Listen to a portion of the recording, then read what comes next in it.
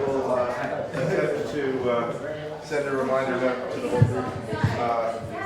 Do you want Bobby to introduce you? RCP. Okay. When are you ready? Are you ready? Who's going? Ready. Ready. Do we know how to turn on the... It's already on. It's ready. Okay. We're going to let Patrick share his presentation. Yay, Patrick. Yar! Thank you so much, Bobby. Hi, everybody. My name is Patrick. We're going to talk about Solarpunk as climate action. What a beautiful day. Friday, February 21st. I just want to talk about a little bit of this day in history. 1613, Michael I, unanimously elected as the Tsar of Russia. That actually started the Romanov dynasty. This dynasty ran all the way until 1917, ended in what was called the February Revolution. Now, that February Revolution lasted a few months until they were overthrown by the Bolsheviks in October, the October Revolution. These are the communists. You know, believe it or not, also on this day in, was that 1848, Karl Marx and Engels, they published the Communist Manifesto. So one of those things that recurring timelines, our lunar punks will know what that means. 1971, the Convention on Psychotropic Substances was signed in Vienna. So Professor Seagull's relevant for them, right? And finally, 2022, this is when President Vladimir Putin declared that those two territories of Ukraine were actually Russian and then started the war that is still ongoing. So let's go ahead and talk more about climate action. So who am I? Hello, my name is Patrick, right? I wear the name tag. I am Solarpunk, kind of like an AA thing, right? I am a Solarpunk. So what does that mean? It means a lot of different things, and we'll get into that, but just the background on me, I'm from Miami, Florida. It impacts who I am and why I do what I do. I love the ocean, I love the Everglades. I grew up in suburbia that was all drained Everglades. So all that kind of stuff is part of who I am, including the trauma of Hurricane Andrew. So that's a Hurricane Andrew right there, 1992. I woke up in the middle of the night about 4 in the morning and walked outside with my dad, lived through Hurricane Andrew. The next day, trees everywhere became tree houses for me and became a job for my dad, you know, cutting down trees. And my sister roller skated out with iced tea and lemonade, and I chopped things up with a hatchet and made some bucks. It was good. The idea of disaster and recovery, things like that, right? Unfortunately, my cousins, their roof got ripped off completely. He showed up at my house with his couch cushion, and that's all he had, right? Anyway, keep going. I went to USC, University of Southern California. They came and recruited me. I did philosophy and performing arts studies. So it was supposed to be like a pre-law thing, but it wasn't. I graduated in a recession, so I went back to grad school and got strategic public relations. Fight on. So yeah, from there, Washington, D.C. for about 13 years, politics adjacent mostly, you know, advocacy, crisis communications. There's a lot of different industry around the federal government that people may or may not be aware of. I can talk to you about K Street and K Street Capital and all those things. But we built a lot of dark sites. So for example, when NASA is having a mission, they'll build like 4 different websites based upon potential outcomes. And you may only see one of those, but we built all 4. I built a site for Elon, SpaceX, when he was suing the government to allow the open contract situations with NASA. There's history here. Anyway, additional consulting experience, punk rock, did things like Funk Parade, which is activation, community placemaking. Real estate companies will pay you to do pop-up galleries and make things cool again. And then they'll destroy those galleries and build condos, and people in those condos will complain about all the riffraff. It's a cycle. It's a cycle. Came out to California, joined the California Climate Action Corps. Really good program. You should check it out. I'm still working with them on their alumni board. So if anyone wants to hire a Climate Corps fellow, talk to me. We're here. We're ready. We got skills. My job site was REAP Climate Center in Alameda. Workforce development for nature-based solutions, regenerative practices, things like that. I learned a lot. Learned about fungi. From learning about fungi, I joined a group called Bay Area Applied Mycology. We do microremediation, microrestoration. It's restoring, rebuilding soil, but also restoring people's relationship with nature. Big tent. From there, what do you do with all the plastic that you grow mushrooms in? You can turn it into energy, pyrolysis. So doing that in Mexico, if anyone wants to talk about that. And now we're doing Solarpunkification. What's pyrolysis? Pyrolysis is the combustion without the presence of oxygen. So it's not burning or incinerating, it's combusting. And basically you're breaking it down into its components and busting up the molecules and having those component parts. There's a little bit of called coke or tar that's left over, but you also get syngas and oil and fuel. And it's a viable alternative for a lot of places where their only resource is unfortunately plastic. So yeah, I have a couple notes here. What else did I want to talk about? So most recent thing I did, I love libraries. I went to the main library. Woo, libraries. Dragon's Punk is up in Bayview. Bayview's an amazing place. You can grow watermelons in the summer there. Why? Because it's alluvial soil. The alluvial soil means it came from the creek and it washed all the nutrients down into it. So it's really good soil. Unfortunately, since the last 150 years or so, the Navy was there, industrial waste was there, the butchers were there. So there's a lot of other crap in that soil now too. So we're going to try to do some microremediation with them. In the meantime, test your soil. If you're trying to grow your plants and eat them, do it in raised beds. Don't eat anything that comes out of the soil here. Just FYI. Okay.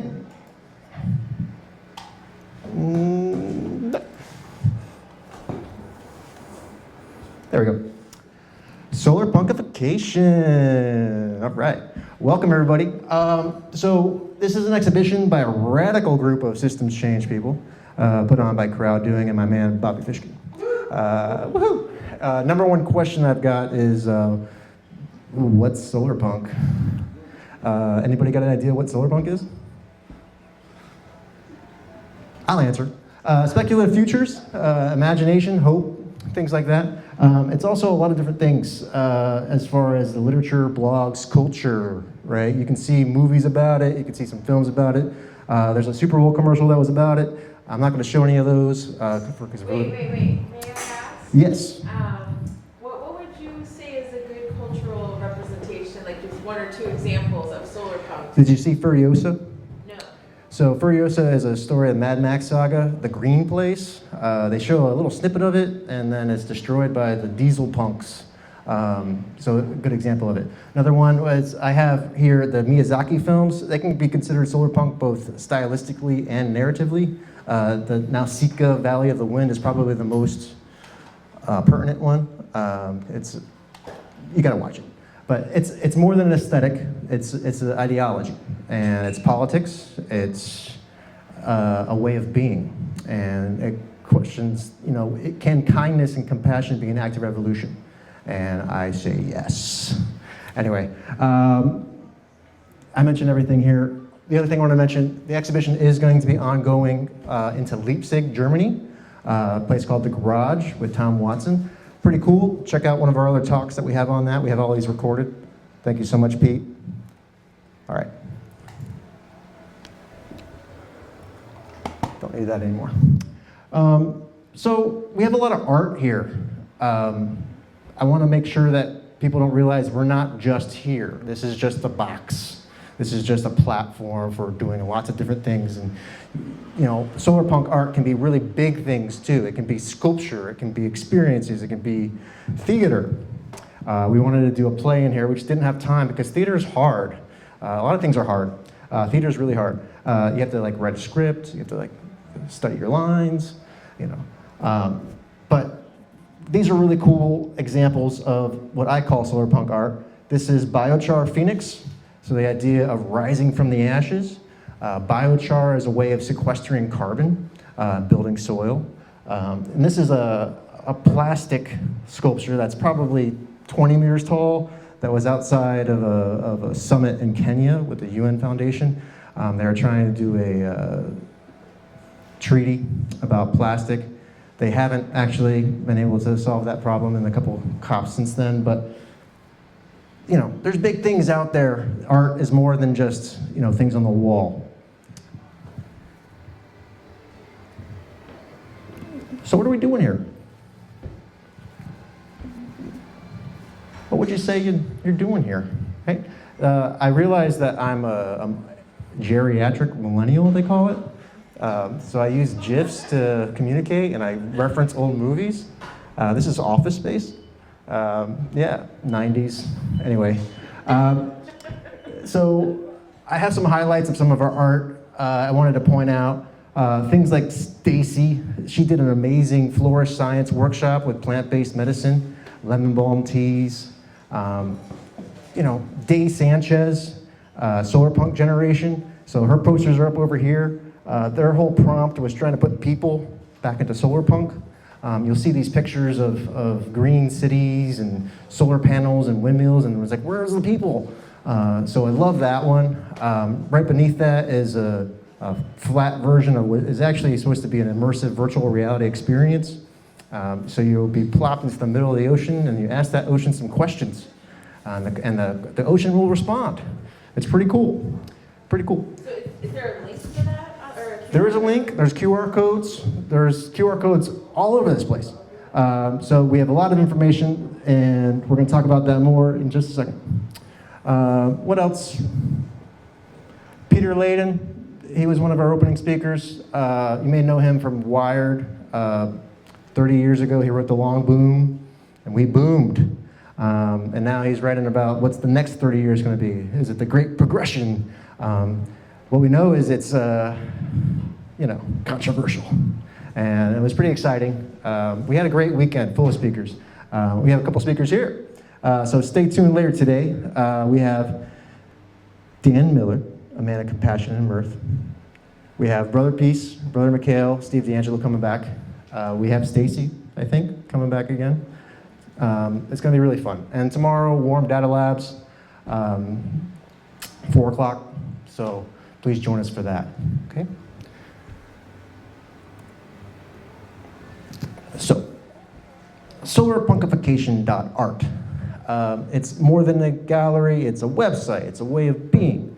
This website is going to be an ongoing way to engage with us, to engage with the art. It's going to be a gallery, it's going to be a forum, it's going to be a wiki, it's going to be the resource we all need when we want to learn and do Solarpunk, right? We're going to iterate. Iteration is natural, and feedback is a gift. So please, we welcome the feedback. We know that we're just getting started, and we're happy to keep going. So thank you. Otherwise, the idea is to facilitate and support these communities. What we did here, and I've talked to Bobby about this, and why I got excited and joined him, was we lit a beacon, right? The idea is the Bay Area is a nexus of these overlapping circles of solar punks and climate tech people and futurists and systems change. And this was a beacon. And we had a pretty good response. I'm pretty excited. And what we wanted to do is make sure we captured that kind of lightning in a bottle moment. I was talking about it, you only have one chance to make a good first impression. And someone's like, no, you don't, you have lots of chances. I was like, well, not really. When you incorporate more than like 2 people in one spot, you really got one chance to really capture that synaptical moment. There's a whole biology about all this and the chaos math that we're not going to get into, but the idea was to be here and be helpful and be supportive, and that's where I wear my name tag. And what do you got? What do you want to do? Okay, let's do it. That sounds great. That's my radical act of Solarpunk nature, is just being useful as much as possible. With energy, with empathy, with enthusiasm. My cone every day is patience and grace. Patience and grace, and when we're setting up today, it's like a Zen garden. You're gonna make a mess of it, and you're gonna put it back together, and we're gonna do it again. And that's the fun part. So it's gonna be a fun day today, and then we're gonna clean it up tomorrow, we're gonna do it again tomorrow. Warm Data Labs. So, yeah, solarpunkification.art, check it out, it's gonna be even better, promise.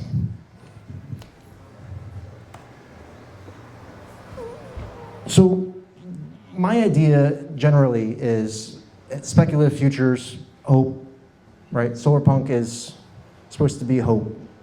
It's responding to the challenges of today with hope rather than despair. We had a really good question about that earlier. And you know, my idea is you have to just start doing stuff. You know, you can speculate, you can generate all these ideas and opinions, or you can just start making things happen. And I'm really excited to know Bobby and see how he just makes things happen, and this has been magic. So, you know, start with kindness. Be kind to yourself, be kind to others. You know, one foot in front of the other, you know, and we'll see how it goes, right? The ripple effect, network effect, all those other, you know, really good cliches for a reason. And I think we have to engage in that. The climate right now is hard. I wanted to speak during the sun because Solarpunk is the sun, but also because it's better lighting. But also, you know, today is kind of weird. It's a hot day in February. It's the start of a winter heat wave here in San Francisco. I don't know if you saw the forecast. It's only going to get hotter.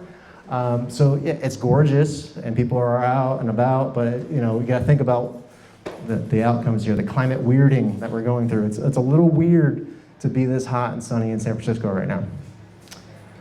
So you need to get started with climate action.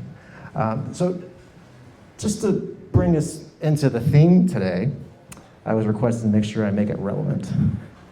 Ancient Futures. Ancient Futures is actually a book. It talks about, you know, the value of indigenous knowledge, of culture and civilization before civilization reaches it. There's this idea of Western civilization civilizing the primitive people that we have to question. You know, there's the people of I don't want to mispronounce it. It was like the Lakash or something like that. But when civilization comes, it's usually extractive, it's exploitive. It changes the nature of villages and communities and carrying and means of production and all these other communist things that, you know, when I was first setting up my slides and I started with like what happened on this date, my partner Maria was like, is this a communist presentation? I was like, no, it's just what happened on February 21st. But there are, you know, sentimentalities within that, and it was interesting for me, like, why did I get so defensive about that? I shouldn't have. But in any case, the idea of ancient futures is there is a wealth of indigenous knowledge out there. There's a whole, you know, library of things that didn't exist in a library. We were talking about this the other day. They found some scrolls and they're using AI to like decipher the scrolls. And it's just, you know, because it was written down and stored somewhere by some other guy, that's not means there's nothing else out there. You know, a lot of the other stories of indigenous knowledge was shared over campfires and with wampum belts and things like that. And all of that is valuable. And I think Ancient Futures is trying to address that, capture that, attune to that, and that's what we're talking about today. So yeah, Ancient Futures. So just to wrap this up, because I'm going quick. I know I talk fast. I'm going quick because we got what going on and we got to keep it going here.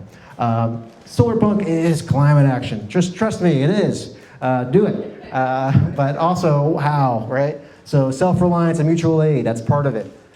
Being resilient, being self-sovereign, being useful. Do that, you know, get some skills, y'all, and help each other out. Technology is a tool. You know, AI can be problematic. People have asked me, we had some anarchist solarpunks come in, and they're like, you know, so cool, but how do you square AI with Solarpunk? And I was like, oh, well, AI generates a lot, right? And how do you generate more things to imagine? You know, speculative futures, use it as a means of communication. There's a lot of ways I can square it, right? But technology is a problem. So if people have always asked, like, what my art is, am I on the wall here? No, you know, like the whole thing is my art. Like this whole performance, this whole experience, this platform building is my art. If I had to put art in here, I'd probably put a balance and a scale and have a little plastic mayonnaise bottle full of oil. And on the other side of that scale, I'd put an AI piece of art. And I'd say, this art cost about this much oil to make, to ship it, to generate it, to get it here. And you know, people can value it one way or the other, but it costs this much. And did you know that? And the idea of raising that spectrum, that question would be, part of why I'm doing this, and that's part of, I'm not afraid to answer those questions and have that debate. I love the Lincoln Douglas debate. I wanted Peter to come back and to be like, is AI evil or is AI good? Like, I would love to have that debate. So, question everything. That's why, like, be critical thinking, question things. It's the philosopher in me. I can take both sides and have a great conversation with you. I love it. But just don't take anything for granted. We are spoon-fed a lot of different things. You were raised wherever you were raised. You had your parents, how they were raised. Just question everything. Learn to read more and, fine-tune your thinking to help with that. Share. Sharing is important. When we talk about citizen science, it's not real unless you publish. So make sure you share. So I'm sharing a couple things here. So this PowerPoint, sorry, I know PowerPoints suck, but it's a good way to convey information because they got deep links in here. So these are links to things. So disengage, ways to make a better, safer, more open internet, right? Because the privacy patrols and the data thieves are after us. This simple sabotage field manual was put out by the OSS, and there's a little bit of a fascist takeover of our federal government happening right now. So people are distributing this to each other to say, like, how can we throw a wrench into the system and stop things. Living infrastructure. This is a field kit that was put together by a really cool agency over here in Oakland, down in LA as well. So, we're like, okay, Solarpunk's cool, now what do I do? There's toolkits, there's field kits, there's resources. And Solar Futures, so this is an example of, Department of Energy put this out. Like, the federal government is not always bad. They do a lot of really good stuff. And, if anyone's surprised by what's happening, you shouldn't have been. And you got to back up our data, you got to share these things. So a lot of the stuff, for example, with the cancer research studies and things like that, yeah, they've been stopped, but all of that data was archived and shared, and it's going to keep going. So, the decentralized web people, my D-Web guys, hey, that's part of it, So, yeah. That's my time. Thank you so much.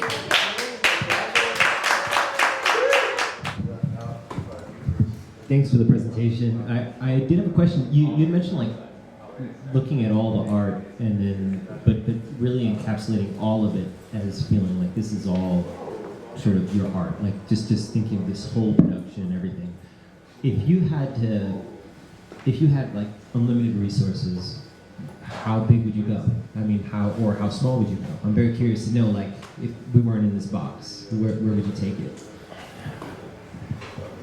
Yeah, so one of the things we talked about was Maslow's hierarchy of needs. You start with shelter and food and actual, what is the last part? Where you're self-actualized. So, that can be different sizes for different people. I'm probably not necessarily a city person, but I live in a city because that's where most people live. So I would probably want to get some land and do some really cool things. Things like Burning Man are amazing, but they're only like a week long on purpose, right? So I would like to create a sustainable eco-city somewhere. That'd be cool. But unfortunately, we live in a society where, I can't do that right now. I don't have the funds to do that.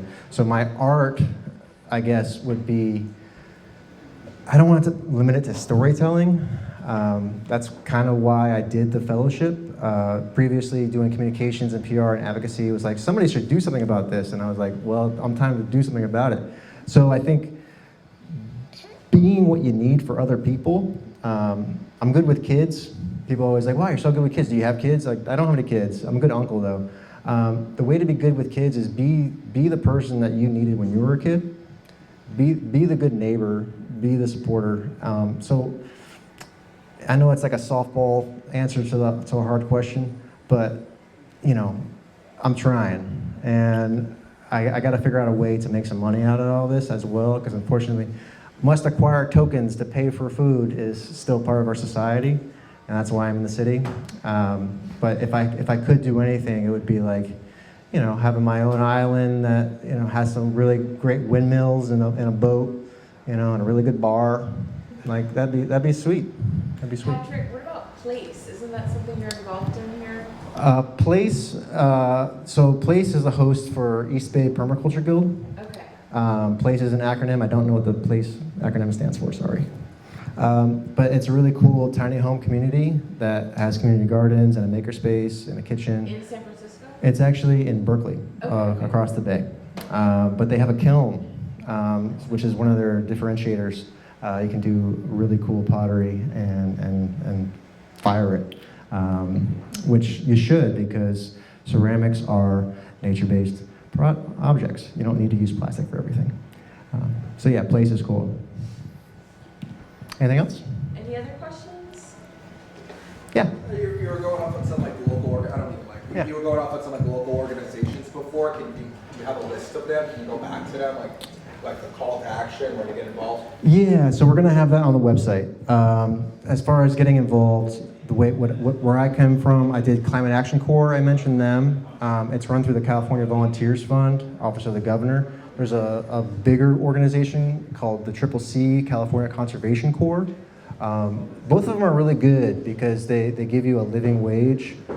You know, it depends on where you're living, on how you can live. But it's run through the AmeriCorps program, the Climate Action Corps. And we had a couple interested parties who will host some fellows. And the good thing about that program, if you wanted to host a fellow, is you don't have to pay anything. It's completely paid for by the government.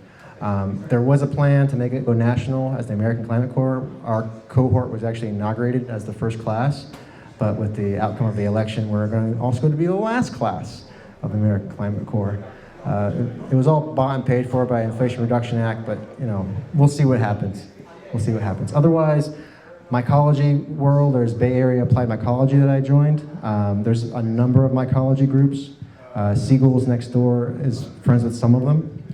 There's going to be a festival May 4th and 5th down in Santa Cruz.